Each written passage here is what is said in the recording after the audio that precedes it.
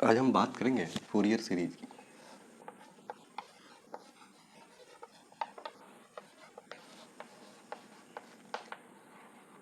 ये एक बहुत ही इम्पोर्टेंट टॉपिक्स है इंजीनियरिंग के सिग्नल सिस्टम में। साथ ही साथ फिजिक्स वालों को पढ़ना रहता है, मैथ में पढ़ना रहता है। चलिए शुरू करते हैं। देखिए, आपके बुक्स वगैरह में दो टर्म आएंगे। एक आएगा फूरियर सीरीज करके और दूसरा टर्म आएगा फूरियर ट्रांसफॉर्म। तो इसे फूरियर इंटीग्रल्स भी बोलते हैं। तो जब फूरियर सीरीज की बात आती है तो ये पीरियोडिक सिग्नल्स या फंक्शन के लिए वैलिड है। मैं फंक्शन या सिग्नल कुछ भी बोलूँ, आपको मतलब एक ही समझना है। मैथ वाले फंक्शन बोलते हैं और सिग्नल एंड सिस्टम के चैप्टर में से सिग्नल बोलते हैं। तो फूरियर सीरीज वाली बात पीरियोडिक फंक्शन में आती है, फूरियर ट्रांसफॉर्म वाली बात ए पीरियोडिक फंक्शन में आती है। ए पीरियोडिक कहने का मतलब है जो पीरियोडिक ना हो। पीरियोडिक फंक्शन, देखिए वर्ड का अंतर है ट्रांसफॉर्म और सीरीज, ठीक है ना। फूरियर सीरीज पीरियोडिक वाले फंक्शन के साथ इसका प्रयोग किया जाता है और फूरियर ट्रांसफॉर्म शब्द का इस्तेमाल ए पीरियोडिक फंक्शंस के लिए किया जाता है जो पीरियोडिक ना हो। पीरियोडिक फंक्शन किसे बोलते हैं? देखिए, पीरियोडिक फंक्शन की जब आप बात करेंगे, पीरियोडिक फंक्शन को हम डिफाइंड इस तरह करते हैं, F theta plus T is equal to F theta. कहने का मतलब ये है, मान लीजिए ये साइन, मैं एक जाना पहचाना बना रहा हूँ, ये साइन कहकर, और यहाँ 2 पाई के बाद ये अपने आप को रिपीट करता है। तो sine theta plus 2 pi is equal to sine theta. 2 pi क्या हो गया? इसका पीरियड हो गया और साइन थीटा एक पीरियोडिक फंक्शन है। देखिए 2 पाई ही नहीं, यहाँ 4 पाई 6 पाई 8 पाई कुछ भी करेंगे तो बात यही आएगी। कहने का मतलब ये है कि इस डिफिनेशन को हम जरा सुधार करते हैं, यहाँ एन लगाते हैं, F theta plus N T is equal to F theta. N कोई इंटीजर है, एन इक्वल टू 0 1 2 3 इस तरह के नंबर है। और ये 2 पाई के लिए नहीं, 4 पाई के लिए भी सही है, 6 पाई के लिए भी सही है। तो यहाँ आप 1 2 3 रखते जाइए, बढ़ते जाएगा। तो इस तरह के फंक्शन को पीरियोडिक फंक्शन बोला जाता है। और टी क्या है? टाइम पीरियड है। टाइम पीरियड करने में क्या है, डिफाइन किस तरह करेंगे? The minimum interval.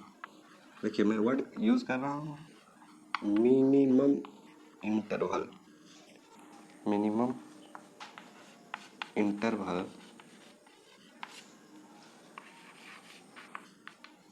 After which function repeat itself.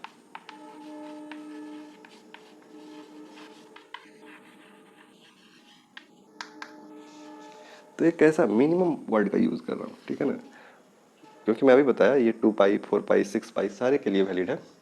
तो मिनिमम शब्द का इस्तेमाल इसलिए कर रहा हूँ कि 2 पाई ही पीरियड है, 4 पाई को मैं पीरियड नहीं बोल सकता क्योंकि उससे छोटा 2 पाई है और 2 पाई रखने से साइन अपने आप को रिपीट कर जा रहा है।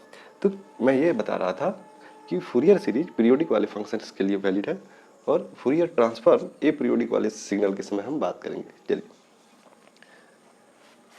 अब मैं फूरियर सीरीज के डिटेल में जाता हूँ और देखता हूँ कि फूरियर सीरीज जो कि पीरियोडिक वाले फंक्शंस के लिए वैलिड है, हम किस तरह इसका यूज करते हैं। चलिए, तो फूरियर एक मैथमेटिशियन थे, उन्होंने बोला कि किसी फंक्शन एफ थीटा को जो कि एक पीरियोडिक फंक्शन हो उसे हम इस एक्सप्रेशन के रूप में लिख सकते हैं।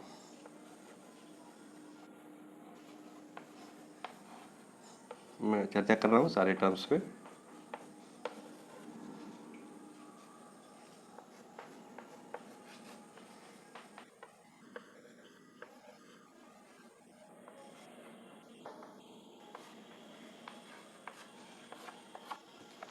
फूरियर सीरीज में फूरियर बोले कि किसी फंक्शन एफ थीटा को जो कि एक पीरियोडिक फंक्शन है। ये बहुत ही ज़रूरी वर्ड है।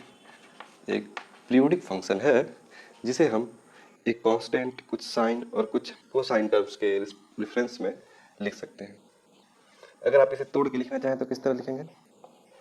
a0/2 प्लस n की जगह 1 2 रखते जा रहे हैं, cos theta a2 cos 2 theta, इसी तरह 3 थीटा के लिए, और फिर b1 sine theta plus b2 sine 2 theta, और इसी तरह बढ़ते जा रहे हैं।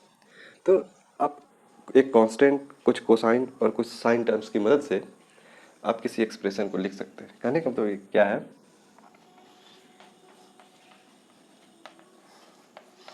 ए periodic function can be expressed in series of sines and cosines terms. Fourier यही बोले कि कोई भी एक पीरियोडिक फंक्शन है जिसे हम साइन और कोसाइन के टर्म बहुत सारे सीरीज में जोड़ के लिख सकते हैं। देखिए, अगर आप बात करेंगे a0/2 की, तो ये कांस्टेंट है। असल में इसे आप कांस्टेंट भी मान सकते हैं या साइन वाले सीरीज का हिस्सा मान सकते हैं जहाँ n 0 हो जाए, है ना। लेकिन हम इसे अलग क्यों रखे हैं ये आपको थोड़ी देर में समझ में आएगा और हम चर्चा करेंगे इस पर। a0/2 एक कांस्टेंट है और बाकी सब ट्रिगोनोमेट्रिक टर्म्स है ना। ये क्या है? ट्रिगोनोमेट्रिक टर्म्स, ट्रिगोनोमेट्रिक टर्म्स है ना। और जब आप बात करते हैं A N cos N theta की, तो ये क्या है? ये हार्मोनिक्स है, हार्मोनिक्स ऑफ कोसाइंस, है ना। ये हार्मोनिक्स हैं कोसाइंस के, कोफिशिएंट अलग अलग है। उसी तरह b2 साइन एन थीटा की बात करें तो ये हार्मोनिक्स है। अच्छा, हार्मोनिक्स सबको पता होना चाहिए, मैं थोड़ा सा यहाँ कंक्लूड कर दे रहा हूँ। हार्मोनिक्स कहने का मतलब ये है कि एक फ्रीक्वेंसी चेंज हो रहा है, यहाँ थीटा, यहाँ 2 थीटा। मैं अगर ग्राफ के तौर पे बोलूँ और मैं साइन का बताना चाहूँ आपको, देखिए मैं अगर साइन के बारे में बोलूँ तो ये साइन का एक कर्व हुआ, यहाँ क्या है? ये 2 पाई। और अगर मैं साइन 2 थीटा की बात करूँ, ये साइन थीटा हो गया, साइन 2 थीटा की बात करूँ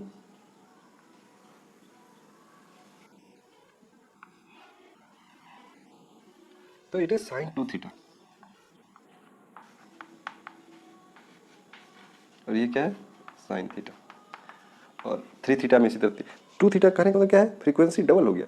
ये एक टाइम पीरियड में अपने आप को एक बार रिपीट कर रहा है, तो साइन 2 थीटा मतलब सेकंड हार्मोनिक्स जो है, इसे हम सेकंड हार्मोनिक्स नाम दे देते हैं। क्या नाम दे देते हैं? Second harmonics. तो सेकंड हार्मोनिक अपने आप को 2 बार रिपीट कर रहा है, देख रहे हैं आप। हाँ, एम्पलीट्यूड क्या होगा ये डिस्कशन का बात है, और हम डिस्कस करेंगे भी कि हार्मोनिक्स का एम्पलीट्यूड, जैसे जैसे हार्मोनिक्स बढ़ेगा एम्पलीट्यूड घटेगा। ये हम आने वाले टर्म में आने वाले समय में डिस्कस करेंगे। अभी आपको ये जानना है कि हार्मोनिक्स होता क्या है। हार्मोनिक्स क्या होता है? फ्रीक्वेंसी बढ़ जाता है, मतलब एक टाइम पीरियड में अपने आप को रिपीट करने का टेंडेंसी जो है वो बढ़ जाता है। तो हार्मोनिक्स को बोलने का बहुत सारा तरीका है। मैं अगर हार्मोनिक्स की बात करूँ, इधर मैं मिटा रहा हूँ, अगर मैं हार्मोनिक्स की बात करूँ तो आप पहले साइन थीटा हो गया, फिर sine 2 theta, sine 3 theta, sine 4 theta. तो इसे हम फंडामेंटल बोलते हैं। ये फंडामेंटल वेव है, सिग्नल है। इसे सेकंड हार्मोनिक्स बोलेंगे, इसे थर्ड हार्मोनिक्स बोलेंगे, और इसे फोर्थ हार्मोनिक्स बोलेंगे, एंड सो एक कैटेगराइजेशन और है, हम सेकेंड, फोर्थ, सिक्स्थ, है ना, इन सब को क्या बोल दें? Even harmonics. क्यों?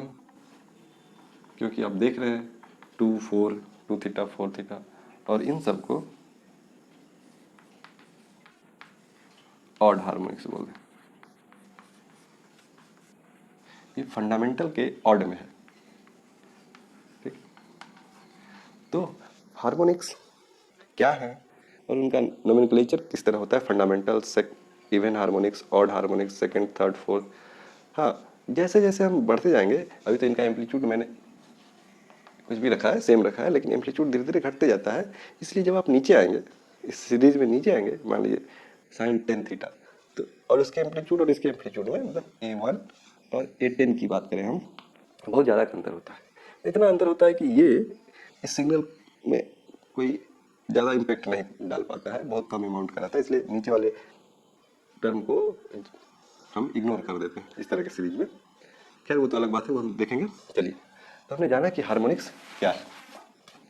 अब हम बात कर रहे हैं फूरियर सीरीज के डिस्कशन को आगे बढ़ाते हैं। और फूरियर बोले किसी पीरियोडिक फंक्शन को हम एक कांस्टेंट, कुछ कोसाइंस और कुछ साइंस टर्म्स में एक्सप्रेस कर सकते हैं, कुछ नहीं, इनफाइनाइट। ओके, चलिए। अब रही बात कि ऐसा इसके पीछे लॉजिक क्या है। लॉजिक क्या है कि भाई इस तरह सोचने के पीछे लॉजिक क्या है। देखिए, सीधी सी बात, कोई फंक्शन, पहले हम ऑड इवन के बारे में जान लेते हैं, ऑड फंक्शन और इवन फंक्शन के बारे में, तब हम बात करेंगे ऑड इवन फंक्शन। हाँ, ये सब कैलकुलस का हिस्सा है। चलिए, ऑड फंक्शन और इवन फंक्शन होता क्या। देखिए, दुनिया में जितने भी फंक्शन हैं या सिग्नल हैं, वो 3 कैटेगरी के हो सकते हैं। या तो ऑड हो सकते हैं, या इवन हो सकते हैं, या फिर neither odd nor even.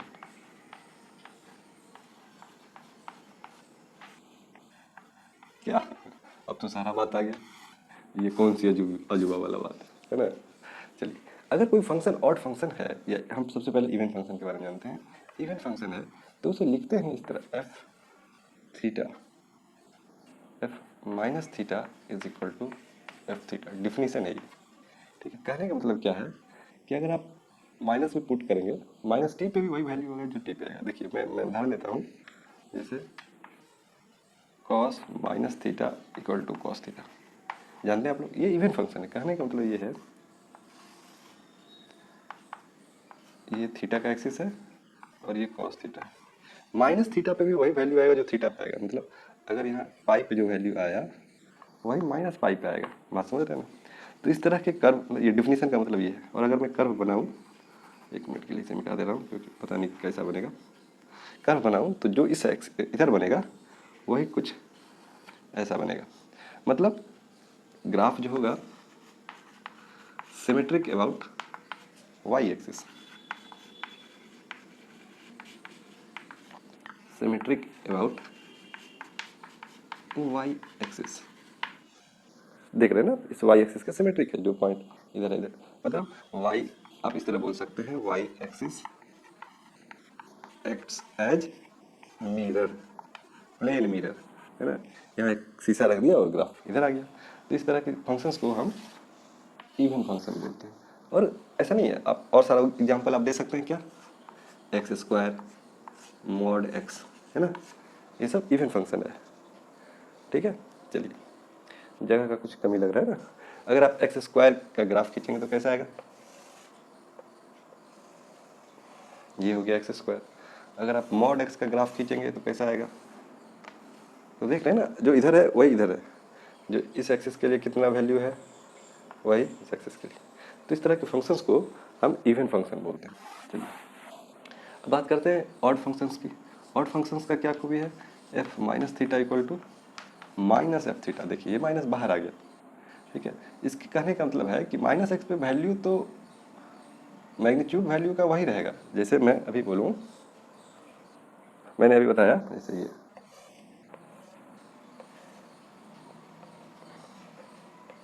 Minus x पे वैल्यू तो वही है दोनों का, तो ये इवन फंक्शन हो गया। लेकिन ऑड फंक्शंस में क्या है, मान लीजिए कोई लाइन ऐसा है, वैल्यू तो मैग्नीट्यूड के हिसाब से वही रहेगा। अगर यहाँ 2 है तो यहाँ -2, लेकिन साइन बदल जाएगा, साइन बदल जाएगा। तो इस तरह के ग्राफ को हम ऑड बोलते हैं, ऑड फंक्शन। इस तरह के ग्राफ को इवन फंक्शन। तो ऑड फंक्शन का उदाहरण अपने केस में sine minus theta is equal to minus sine theta. आपने देख, आप ग्राफ भी जानते हैं। तो इस केस में graph symmetrical about origin, symmetrical about origin, graph Y axis नहीं, ओरिजिन के अबाउट सिमेट्रिक होता है। मतलब आपने यहाँ कोई मिरर रख दिया और आपको ग्राफ मिल गया, तो y equal to minus X, X as mirror, ये एक मिरर की तरह काम कर रहा है और आपको एक दूसरा ग्राफ मिल जाएगा। ठीक है, इसके और सारे उदाहरण हैं, जैसे एक्स क्यूब टेन थीटा, है ना, और ये y इक्वल टू एक्स, है ना। तो इस तरह के बहुत सारे एग्जाम्पल है इसके। चलिए, बात तो यहाँ तक हो गई कि कुछ फंक्शंस ऑड होते हैं, कुछ इवन होते हैं, और कुछ, क्या सारे जितने फंक्शन हैं सारे ऑड इवन में कैटेगराइज हो जाएंगे? नहीं, कुछ फंक्शन ऐसे भी होते हैं जो ना तो ऑड होते हैं ना इवन होते हैं, वो तीसरे कैटेगरी के हैं, उनके बारे में हम चर्चा कर लेते हैं। उनका ग्राफ ना तो वाई एक्सिस के अबाउट सिमेट्रिक होता है ना ओरिजिन के अबाउट सिमेट्रिक होता है। तो इस तरह के फंक्शंस के साथ क्या डील करना है, देखिए, जैसे कि मैं आपको बता दूं एग्जाम्पल के लिए, चलिए यही रख लेता हूँ। ये अगर F X equal to X plus two का होल स्क्वायर है और ये फंक्शन ना तो इवन है ना ऑड है, अब मैथ से भी चेक कर सकते हैं, ग्राफ से आसानी से हो जा रहा है। अगर मैं इसका ग्राफ करूँ तो X equal to minus two पे, और यहाँ अगर जीरो रखो तो 4, ग्राफ कुछ इस तरह बनेगा। मेरा ड्राइंग थोड़ा बहुत बढ़िया नहीं है, हाँ ये भी शेप में होनी चाहिए।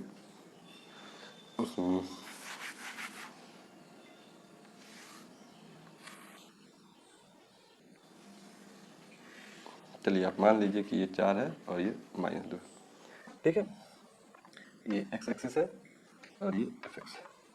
तो इस तरह का ग्राफ है। क्या ये ओरिजिन के अबाउट सिमेट्रिक, इस एक्सिस के अबाउट सिमेट्रिक है? नहीं। क्या ये वाई एक्सिस के अबाउट सिमेट्रिक है? नहीं। तो ये नाइदर इवन नॉर ऑड है। तो इस तरह के फंक्शंस के साथ एक बड़ी अच्छी खूबी होती है कि आप इस फंक्शंस को इवन या ऑड के टर्म में एक्सप्रेस कर सकते हैं। कुछ फंक्शंस इवन होते हैं, कुछ ऑड होते हैं, और कुछ ना तो इवन होते हैं ना ऑड होते हैं, लेकिन इनके साथ खूबी क्या होती है, can be expressed in terms of even function and odd functions। आप इनके कॉम्बिनेशन के रूप में लिख सकते हैं। कैसे?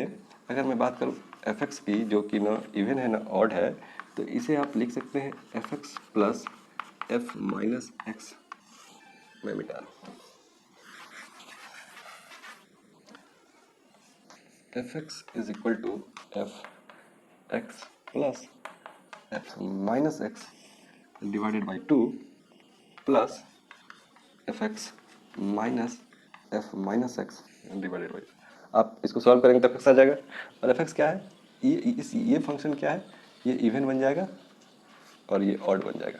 तो आप देख रहे हैं एक ऐसा फंक्शन जो ना तो इवन है ना ऑड है, उसे हम इस तरह ले, जैसे कि उदाहरण से आपको क्लियर हो जाएगा।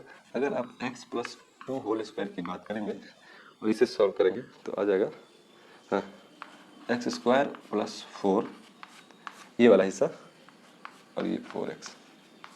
तो क्या है, ये एक इवन फंक्शन है। इवन फंक्शन किस तरह, x की जगह माइनस एक्स रखिएगा फिर भी वही वैल्यू आ जाएगा, तो इवन फंक्शन है। और 4x क्या है, ये ऑड फंक्शन है। तो आप देख रहे हैं कि एक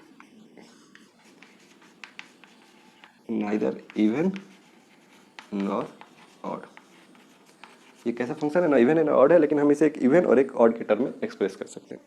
तो मेरे कहने का कंक्लूजन क्या है कि दुनिया में 3 तरह के फंक्शन होते हैं, या तो इवन होंगे चाहे ऑड होंगे, या इनमें से दोनों में से कोई नहीं होंगे। जब कोई नहीं होंगे तो उन्हें हम इवन और ऑड के टर्म में एक्सप्रेस कर सकते हैं। तो इसी लॉजिक का यहाँ इस्तेमाल किया गया है। देखिए लॉजिक क्या है कि अगर कोसाइन टर्म्स की बात करें तो ये क्या है, इवन फंक्शन है, और अगर साइन टर्म्स की बात करें तो ये क्या है, ऑड फंक्शन है। अभी मैंने आपसे बात किया कि ये एफ थीटा क्या हो सकता है, पीरियोडिक तो है, ये कोसाइन हो सकता है, ये इवन हो सकता है, ऑड हो सकता है, या कुछ भी नहीं हो सकता है। इसी लॉजिक का इस्तेमाल किया गया है कि अगर ये एफ थीटा इवन है तो कोसाइन वाले टर्म का यूज़ हो जाएगा, अगर ये ऑड है तो साइन वाले टर्म का यूज़ हो जाएगा, और अगर इवन और ऑड कुछ कुछ भी नहीं है तो दोनों मिला के रहेंगे। देखिए यहाँ से एक बात और आप इस कंक्लूजन में पहुँच सकते हैं कि अगर थीटा एक ऐसा पीरियोडिक फंक्शन है जो कि ऑड है तो साइन वाले टर्म तो एग्जिस्ट करेंगे, जिंदा रहेंगे, कॉस वाले टर्म एग्जिस्ट नहीं करेंगे। मेरे कहने का मतलब ये है कि अगर एफ थीटा इवन हो तो आप क्या कंक्लूजन निकालेंगे, इवन वाले कोसाइन टर्म्स जिंदा रहेंगे, कोसाइन टर्म्स जिंदा रहेंगे और साइन टर्म्स एग्जिस्ट नहीं करेंगे। और अगर ये ऑड हो तो कोसाइन साइन टर्म्स जिंदा रहेंगे और कोसाइन टर्म्स नहीं रहेंगे, है ना। तो और अगर ये इवन और कुछ ना हो तो दोनों रहेंगे। तीसरे कैटेगरी के हो, नाइदर इवन नॉर ऑड हो, तो साइन टर्म भी रहेगा और कोसाइन टर्म भी रहेगा। ठीक है, तो यही लॉजिक है इसके पीछे, फूरियर साहब का यही लॉजिक है कि कोई पीरियोडिक फंक्शन है तो उसे हम साइन कोसाइन या दोनों मिला के हम एक्सप्रेस कर सकते हैं, यही लॉजिक है। अब मेरा अगला टारगेट ये है कि हम इन कोफिशिएंट्स के बारे में जानें कि इनकी वैल्यू किस तरह हम कैलकुलेट करेंगे। Thank you.